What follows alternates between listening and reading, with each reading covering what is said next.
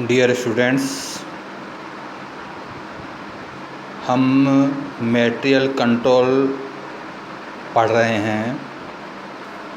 आपको बताया है कि लागत के जो 3 तत्व हैं, मटेरियल, लेबर और ओवरहेड्स। इनमें मटेरियल सबसे महत्वपूर्ण है। कई इंडस्ट्रीज़ में मटेरियल कॉस्ट ये 60% या इससे ज़्यादा होती है। इसलिए मटेरियल्स लागत कम करने का व्यवसाय में एक महत्वपूर्ण उद्देश्य होता है। आज हम ये पढ़ने वाले हैं कि जो सामग्री स्टोर्स में आ गई है वह उत्पादन के लिए प्रोडक्शन डिपार्टमेंट को किस कीमत पर इशू की जाएगी, क्योंकि सामग्री जो स्टोर में आई हुई है वह अलग अलग समय पर, अलग अलग मूल्यों पर, अलग अलग मात्रा में आई हुई है। और यह कई बार स्पष्ट करना बड़ा मुश्किल होता है कि जो सामग्री जा रही है वह किस मूल्य वाली जा रही है, क्योंकि स्टोर में जो सामग्री आई है वो एक तरह की सामग्री मिक्स हो जाती है।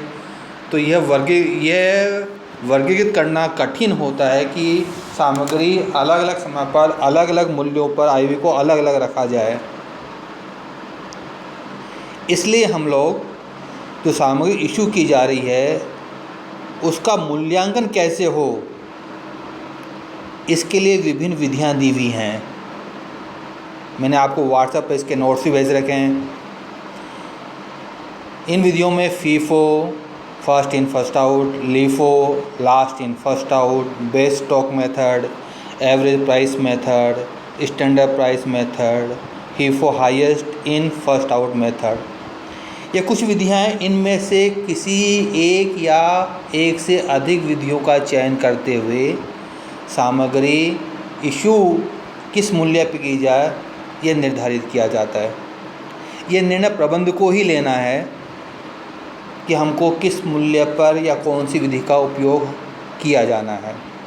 सामान्यतः एक न्यूमेरिकल क्वेश्चन परीक्षा में हमको इस पर मिल सकता है कि सामग्री जो विभिन्न समय पर आई हुई है, सामग्री जो विभिन्न समय में इशू की है, उनके आधार पर हम स्टोर्स लेजर कैसे मेंटेन करें। जब हमको इन विधियों के बारे में पता होगा तो हम स्टोर्स लेजर आसानी से मेंटेन कर पाएंगे। आज हम इन्हीं विधियों के बारे में पढ़ेंगे। सबसे पहले फर्स्ट इन फर्स्ट आउट, प्रथम आगमन प्रथम निर्गमन, यानी स्टोर में जो सामग्री इशू की जा रही है उस समय तक जो सामग्री सबसे पहले स्टोर में आई थी वह सबसे पहले निर्गमित की जा रही है। तो यह इस विधि के अंतर्गत मूल्यांकन इसी रूप में किया जाएगा। जैसे 1 जनवरी को कोई 100 किलोग्राम सामग्री 10 रुपये के हिसाब से आई, 5 जनवरी को 200 किलोग्राम सामग्री 12 रुपये के हिसाब से आई। अब हमको 150 किलोग्राम सामग्री इशू करनी है, तो इसका मूल्यांकन फर्स्ट इन फर्स्ट आउट से हो। तो 1 जनवरी को जो सामग्री 10 रुपये के हिसाब से आई थी सबसे पहले वह इशू की जाएगी। तो 100 किलोग्राम सामग्री पहले वो इशू होगी।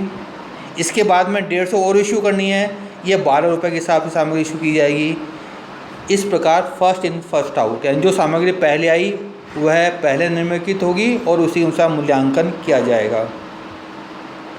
इस विधि का लाभ क्या है? इस विधि का लाभ है कि यह सबसे सरल विधि मानी जाती है, आसानी से समझी जा सकती है। और दूसरा, जो हमको जो सामान शेष बच गया है वर्ष के अंतिम तिथि पर, जब हम बैलेंस शीट बनाएंगे तो बैलेंस शीट में जो स्टॉक का मूल्य दिखाया जाएगा वह मूल्य बाजार मूल्य के नज़दीक होगा। लेकिन इसका एक नुकसान भी है कि यदि उत्पादन लागत सही प्रदर्शित नहीं होती, मूल्यों में उतार चढ़ाव होते रहते हैं। कभी ज़्यादा मूल्य वाली सामग्री आती है, कभी कम मूल्य वाली सामग्री आती है, इसलिए उत्पादन लागत सही स्थिति को प्रदर्शित नहीं कर पाती कई बार। यानी उच्चावचन जो मूल्य में हो रहे हैं उससे यह विधि प्रभावित होती है। दूसरी विधि हमारी LIFO last in first out, ये पहली विधि से विपरीत। इस विधि में ये मानकर चला जाता है जो सामग्री सबसे आखिर में आई है, जो सामग्री निर्गमित कर रहे हैं हम, उस समय तक जो सामग्री स्टोर में सबसे बाद में आई है वह सबसे पहले जा रही है। जैसे पहले वाले उदाहरण में हमको 150 किलोग्राम सामग्री इशू की थी, पहले हमने 100 किलोग्राम खरीदी, फिर हमने 200 किलोग्राम खरीदी। पहले 1 जनवरी को 10 रुपये में थी और 5 जनवरी को 12 रुपये में। अब हम जो 150 किलोग्राम सामग्री इशू कर रहे हैं वह 12 रुपये वाली पहले इशू करेंगे। तो मूल्यांकन जो 150 किलोग्राम सामग्री है ये 12 रुपये के हिसाब से, क्योंकि 200 किलोग्राम सामग्री इस रेट से आई हुई है, ये इशू कर देंगे तो भी 50 किलोग्राम सामग्री हमें 12 रुपये वाली बचेगी और 100 किलोग्राम सामग्री हमारे पास 10 रुपये वाली बचेगी। इस प्रकार जो सबसे बाद में आई वह सबसे पहले इशू की जाएगी। इसका लाभ क्या है? इसका लाभ यही है कि उत्पादन लागत हमेशा बाज़ार मूल्य के नज़दीक रहती है, क्योंकि जो सामान इशू किया गया वो बाज़ार मूल्य के नज़दीक या करीब वाला किया गया है। दोस्त बिल्कुल विपरीत होगा। बैलेंस शीट में स्टॉक का वैल्यूएशन यह पुरानी लागत पर प्रदर्शित करेगा, यानी बाजार मूल्य पर प्रदर्शित नहीं हो पाएगा। तीसरी विधि हमारी बेस स्टॉक मेथड। इसमें हम बेस स्टॉक एक आधारभूत मात्रा में स्टॉक अपने पास में सुरक्षित रख लेते हैं। उसके बाद जो सामग्री इशू की जाएगी वह या तो FIFO के आधार पर की जाएगी या LIFO के आधार पर, जो प्रबंधक तय करें। यानी बेस स्टॉक तक सामग्री इशू नहीं की जाएगी। उसके बाद सामग्री दोनों में से किसी एक विधि के आधार पर इशू की जाती है। उसके लाभ वो दोस्त वही होंगे जो लास्ट इन फर्स्ट आउट या फर्स्ट इन फर्स्ट आउट के थे। केवल अंतर इतना पड़ेगा कुछ सामग्री जो स्टॉक में हमारा पुरानी बची हुई है वो हमारे पास में रह जाएगी। तीसरा महत्वपूर्ण है एवरेज प्राइस। यह LIFO और FIFO मेथड के जो दोष हैं इसको दूर करता है। इसके अंतर्गत जो सामग्री इशू की जा रही है उस समय तक सामग्री का औसत मूल्य ज्ञात करते हैं। यह औसत मूल्य ज्ञात करने के लिए, जैसे मैंने उदाहरण पहले दिया हुआ है कि 100 किलोग्राम सामग्री 10 रुपये के हिसाब से, 200 किलोग्राम सामग्री यह हमने 200 रुपये के हिसाब 12 रुपये के हिसाब से खरीदी 200 किलोग्राम सामग्री। हमारी एवरेज प्राइस 10 + 12 डिवाइडेड बाई 2 11 रुपये आएगी। तो 11 रुपये ये एवरेज प्राइस है। इस 11 रुपये के हिसाब से हम सामग्री को निर्गमित करेंगे। यहाँ पर मात्रा का ध्यान में देखा जाता है, इसलिए इसे सिंपल एवरेज बोलते हैं। सिंपल एवरेज में मात्रा का ध्यान है। एक क्वांटिटी खरीदी और उसके रेट, और 1000 क्वांटिटी खरीदी उसके रेट, तो हम केवल रेट का अंतर लेंगे, मात्रा को ध्यान में नहीं रखते। इसलिए इस कमी को दूर करने के लिए भारित औसत का उपयोग करते हैं, जिसमें हम सामग्री की मात्रा को भी ध्यान रखते हैं। जैसे 100 किलोग्राम सामग्री 10 रुपये के हिसाब से 1000 रुपये कीमत हो गई, 200 किलोग्राम में 12 रुपये का 2400, कुल मिलाकर हमारे पास में कीमत हो गई 3400। और इनका औसत निकालने के लिए 300 का भाग दे दीजिएगा, 11 रुपये समथिंग पैसे रेट आएगी। इस रेट से हम सामग्री इशू करेंगे। यहाँ मात्रा को भी ध्यान में रख लेते हैं। यह विधि सामान्यतः तुलनात्मक रूप से अधिक अच्छी मानी जाती है और व्यवहार में इसका प्रयोग भी होता है।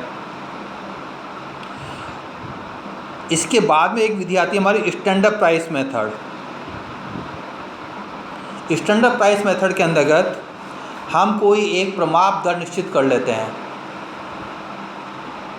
उस प्रमाप दर पर सामग्री इशू की जाती रहती है, चाहे सामग्री किसी भी दर पर हम खरीदें, कितनी भी मात्रा में खरीदें, हमेशा जो सामग्री निर्मित की जाएगी इस स्टैंडर्ड प्राइस पर। यह अल्प समय के लिए निर्धारित कर सकते हैं और दीर्घकाल में भी। यदि फ्लक्चुएसन बहुत ज़्यादा हो रहे हैं तो हम अल्पकाल के लिए निर्धारित करेंगे, फ्लक्चुएसन नहीं होते हैं तो दीर्घकाल के लिए निर्धारित कर सकते हैं। ये बहुत सरल है, समझने में कठिनाई नहीं होती, मूल्यांकन में भी कठिनाई नहीं होती है, लेकिन व्यवहार में इसका प्रयोग कम होता है। और आखिरी विधि है highest in first out HIFO method. HIFO method ये बताता है कि जो सामग्री इशू की जा रही है उस समय तक स्टोर में सबसे हाईएस्ट इन फर्स्ट आउट, सबसे ऊंची दर पर जो सामान खरीदा गया है जिससे कोई सामान हमने 10 रुपये के साथ खरीदा, कोई हमने 12 रुपये के हिसाब से खरीदा, कोई हमने 15 रुपये के हिसाब से खरीदा, कोई हमने वापस 10 रुपये के हिसाब से खरीदा। हाईएस्ट वैल्यू यहाँ 15 रुपये है। तो जो सामग्री इशू की जाएगी वो 15 रुपये वाली की जाएगी, चाहे वो कोई सी भी। ये क्योंकि पहले भी बताया था कि बड़ा मुश्किल होता है कि कौन सी सामग्री इशू की जा रही है, लेकिन उसका मूल्यांकन ये 15 रुपये के हिसाब से किया जाएगा। हाईएस्ट फर्स्ट आउट, यह क्या मैं कहते कंजर्वेटिव मेथड हो गया, हमेशा लागत ऊंची होगी हमारी, इससे कम होने की संभावना नहीं है, इसलिए लागत ऊंची आएगी इस विधि के अंतर्गत। अब प्रश्न उठता है कि हमने को किस विधि का प्रयोग करना चाहिए, किस विधि का प्रयोग करना चाहिए। क्वेश्चन बड़ा टिपिकल है। सामान्यतः किस विधि का प्रयोग किया जाए, ये प्रबंधक अपने उद्देश्यों के आधार पर तय करते हैं कि उन्हें किस विधि का प्रयोग करना चाहिए। यदि हम कीमतें हमारी लगातार बढ़ रही हैं तो फीफो विधि अपनाने पर अंतिम स्टॉक का मूल्यांकन सर्वाधिक होगा और लीफो विधि में यह न्यूनतम होगा। इसलिए जब घटती हुई कीमत हो तो फीफो विधि अपनाने पर स्टॉक का मूल्यांकन न्यूनतम होगा क्लोजिंग स्टॉक का, और लीफो में क्लोजिंग स्टॉक अधिकांश मूल्य अधिक होगा। तो सामान्य एवरेज विधि का प्रयोग कर लेना चाहिए ताकि हम इन दोनों विधियों में जो कमियाँ हैं उन कमियों को पूरा कर सकें। और अंतिम निर्णय प्रबंधकों को लेना पड़ता है कि वह किस आधार पर अपने लेखा पुस्तकें रखना चाहते हैं, उसी आधार पर इनका निर्धारण करते हैं मूल्य का। परीक्षा में पहले बताया था एक क्वेश्चन इस पर सामान्य आता है जिसमें आपसे वो स्टोर्स लेजर बनाने के लिए कहा जाता है, जिसके अंदर लीफो मेथड का भी यूज, एक ही क्वेश्चन में लीफो मेथड का भी यूज़ कर सकते हैं, फीफो का भी कर सकते हैं और एवरेज का मेथड का उपयोग कर सकते हैं। जैसा क्वेश्चन कहे उसके अनुसार करेंगे। मैं अगले क्लास के अंतर्गत आपको इसके बारे में एक न्यूमेरिकल क्वेश्चन मैं पहले आपको व्हाट्सएप पर भेजूँगा, आप पढ़ना, और उसके बाद में यहाँ पर एक वीडियो बनाकर उसका सॉल्यूशन कैसे करेंगे ये आपको बताऊँगा। आपको आज जो मैंने विभिन्न मेथड्स बताए हैं, इन मेथड्स में कोई भी मेथड समझ में नहीं आ रहा हो, कठिनाई हो रही हो, तो मुझसे व्हाट्सएप पर आप बात कर सकते हैं या मैसेज भेज सकते हैं। Thank you.